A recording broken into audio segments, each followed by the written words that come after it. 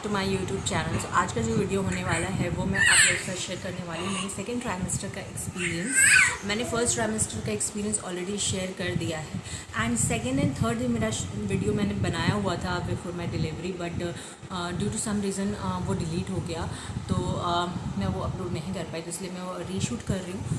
तो चलिए शुरू करते हैं। मैं आपको बताती हूँ कि मैंने अपने सेकेंड ट्राइमेस्टर में क्या क्या एक्सपीरियंस किया और क्या क्या सिम्टम्स मुझे हुए, क्या क्या प्रॉब्लम्स मैंने फेस की। Let's get started. तो सबसे पहली चीज़ जो मुझे स्टार्ट हुई, चक्कर आना मुझे स्टार्ट हो गया सेकेंड ट्राइमेस्टर। कभी कभी ऐसा होता था कि अगर मैं कुक कर रही हूँ या मैं खड़े होकर कुछ कर रही हूँ, इवन अगर मैं बैठी भी हुई हूँ तो मेरा सिर ना घूमता रहता था, तो ये होता था। दूसरी चीज़ जो मेरे साथ हुई वो मेरा माइग्रेन काफ़ी बढ़ गया। फर्स्ट ट्राइमेस्टर में मुझे इतना कुछ हुआ नहीं माइग्रेन का, बट सेकेंड ट्राइमेस्टर में मेरा माइग्रेन काफ़ी बढ़ गया। And as you know, you can't take any pain killers, any medicine जो कि आपके डॉक्टर ने प्रिस्क्राइब नहीं की है। और इसके लिए मैंने अपने डॉक्टर को बताया कि I am having bad migraines, जो कि क्योंकि माइग्रेन मुझे पहले से, और मैंने ये सुना था कि आपको जो भी प्रॉब्लम्स पहले से होती है ना, उन्हें एक्सट्रीम हो जाती है। किसी ने मुझे बताया था, तो मेरा माइग्रेन काफ़ी बढ़ गया था। ऐसा आप जानते हैं, माइग्रेन जब होता है तो 2-3 दिन, कभी कभी वीक्स के लिए भी आपको सिर दर्द होता रहता है। तो इसमें क्या होता है, डॉक्टर ने मुझे बोला कि अगर आपको माइग्रेन हो रहा है तो जो 500 mg का पैरासीटामोल मैंने आपको दिया, आप वो खाइए एंड टेक रेस्ट, आप अच्छी नींद लीजिए। बट जब आपको माइग्रेन का पेन होता है ना, तो यू कांट रियली स्लीप। तो मैं सो नहीं पाती थी। एक बार मैंने पैरासीटामोल लिया, देन ठीक हो गया। दूसरी बार जब हुआ, मैंने पैरासीटामोल लिया एंड नहीं ठीक हुआ। देन अगेन मैंने 24 आवर्स में पैरासीटामोल हुआ, कुछ नहीं हुआ। देन उसके बाद से ना मैंने छोड़ दिया पैरासीटामोल लेना कि ठीक है, मैं कितना पैरासीटामोल लूँगी।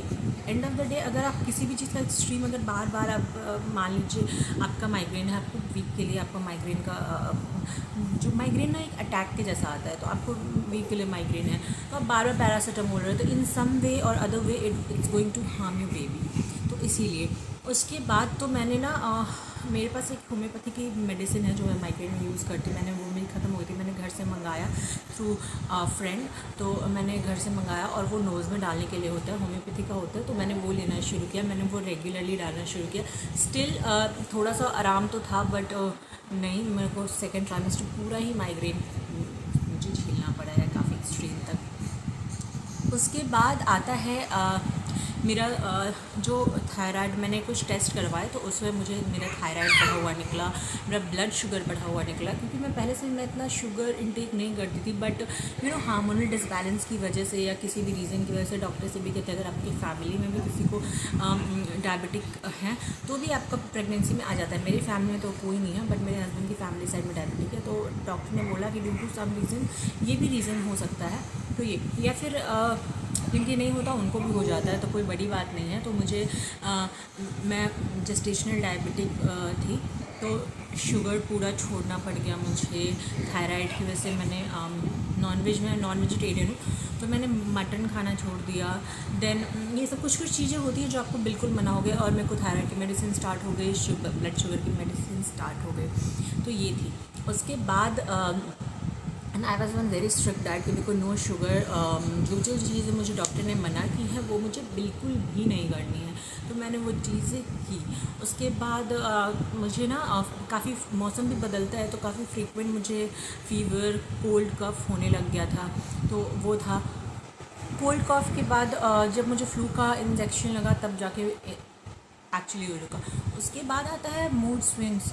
मतलब मैं आपको बता नहीं सकती मेरे मूड स्विंग्स कितने होते थे। मैं ना घंटों रोती रहती थी। मैं अकेले थी मेरे घर में, मतलब ज़्यादा लोग रहते नहीं थे, बट मैं रोती रहती थी। मुझे समझ नहीं आता था कि मेरे को हुआ क्या है एक्चुअली।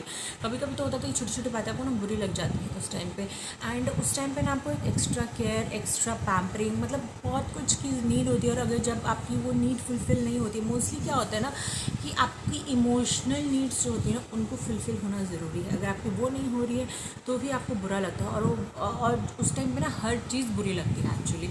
तो मुझे ना काफ़ी कुछ चीज़ों को लेके मुझे काफ़ी बुरा लगता था। कभी कभी ऐसा होता था कि कुछ भी नहीं होता था और मैं घंटों रोती रहती थी, मैं बाथरूम बंद करके रोती थी। तो ऐसा काफ़ी मेरे मूड स्विंग्स, मेरे इमोशनली मैं काफ़ी बैड फेज में थी उस टाइम फॉर मतलब like you can say for whole second trimester. उसके बाद and along with that I was managing alone everything by myself. There was no helping hand, क्योंकि उस टाइम ना मैं चाहती थी, गलती मेरी भी थी, लेकिन हाँ, मैं चाहती थी कि मैं इसको एक्सपीरियंस करूँ, मैं उसको खुद से जितने दिन तक मैं अपने आप को हैंडल कर सकूँ तब तक मैं करूँ। तो ये हो गया। उसके बाद आता है मैंने एक्सरसाइजेज, जो कि मैंने फर्स्ट ट्राइमेस्टर में मैंने बोला था आपको कि मैं बताऊंगी कि मैंने एक्सरसाइजेज की या नहीं की। तो यस, मैंने एक्सरसाइजेज करना शुरू किया सेकंड ट्राइमेस्टर में अपने, क्योंकि फर्स्ट ट्राइमेस्टर में वो जितनी उल्टियाँ, फूड एवर्जन्स, वो सब होता है ना, आपका मन ही नहीं करता। तो मैंने सेकेंड ट्राइमेस्टर में मैं सुबह उठ के 1 घंटा मैं योगा करती थी, and I was doing all the necessary exercises जो मुझे मेरी डॉक्टर ने भी बताया था, तो मैं वो करती थी। उसके बाद जो वॉक होता है ना, वो काफ़ी क्रूशियल होता है, क्योंकि मैं जेस्टेशनल डायबिटिक होने के कारण मुझे अपना शुगर लेवल कम करने के लिए सिर्फ मेडिसिन काफ़ी नहीं थे मेरे लिए। तो मैं डॉक्टर ने मुझे एडवाइस किया था कि एटलीस्ट 15 to 20 मिनट्स में हर मील के बाद मैं वॉक करूँ। तो मैं लंच के बाद, रात के डिनर को, अगर मेरे को काफ़ी लेट भी हो गया डिनर को, तो मैं वॉक करती थी। तो मैंने वो सब नहीं छोड़ा। तो मैं 1 घंटा ही होगा, उसके बाद वॉक, मुझसे जितना वॉक हो सकता था। ये नहीं होता था कि आधा ही घंटा करना है या 15 मिनट करना। अगर मुझसे कभी 15 मिनट हो रहा है, मैं 15 मिनट कर रही हूँ। अगर मुझसे आधा घंटा हो रहा है, तो मैं आधा घंटा कर रही हूँ। और अगर मुझसे उससे ज़्यादा देर भी मैं वॉक कर पा रही हूँ कभी, तो मैं वो भी करती थी। तो ये डिपेंड करता था डे टू डे पे। उसके बाद जो एक चीज़ मैंने फेस की जो काफ़ी एक्सट्रीम पे थी, वो मेरा सियाटिक पेन, उसको सियाटिक पेन कहते हैं। मैंने वो काफ़ी सर्च किया। उसके लिए डॉक्टर्स ने मुझे कोई मेडिसिन नहीं दी थी कि हाँ आप पेन किलर खाओ, ये वो कुछ नहीं, मतलब आप पेन किलर खा ही नहीं सकते। तो आप ऊपर का जो मलहम होता है, जैसे मूव हो गया, ये सब आप लगा सकते हैं। वो सियाटिक पेन क्या होता है, आपके हिप, लाइक आपके कमर के नीचे जो हिप एरिया होता है, हिप से लेके आपके लेग तक जाता है, और वो पेन काफ़ी एक्सट्रीम होता है। तो उस पर मैंने वो काफ़ी फेस की, और उसके लिए ना मैंने खुद से ही, मतलब मैंने योगा किया। तो डॉक्टर ने बोला उसका ना बहुत लोगों को पूरे 9 मंथ कंटिन्यू रहता है, आपको तो फिर भी अभी सेकेंड ट्राइमेस्टर में हुआ है, एंड कभी कभी होता है आपको। तो ये हुआ, तो उसके लिए मैंने खुद से फिर सोचा कि ठीक है, अगर हम मेडिसिन नहीं ले सकते तो हम क्या कर सकते हैं। तो मैंने योगा किया, and let me tell you guys, yoga help me a lot. वो पेन इतना था कि एक बार तो मुझे ऐसा हो गया था कि मतलब डिनर के बाद मैं वॉशरूम में हैंड वॉश कर रही थी, और अचानक से, मतलब वो पेन था मुझे पहले से, बट वो देन अचानक इतना बढ़ गया कि I was not able to move. मैं बाथरूम से बेडरूम तक नहीं जा पा रही थी, and my sister was there, so she help me to get, and उसने मुझे पैर पाँव में मसाज किया।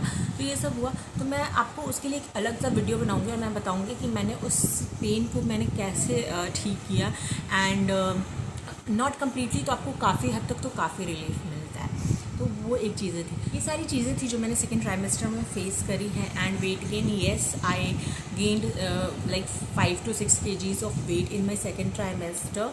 तो ये था। और उसके अलावा या आई वॉज इन्जॉइंग, ठीक है, मूड स्विंग्स होते हैं, सबको होते हैं, बट इसके अलावा आपको ये सोचना है कि आपको अपने बेबी के लिए every day you have to wake up, and आपको अपने आप को समझाना है, और अपने आप में ही खुश रहने की कोशिश करनी है।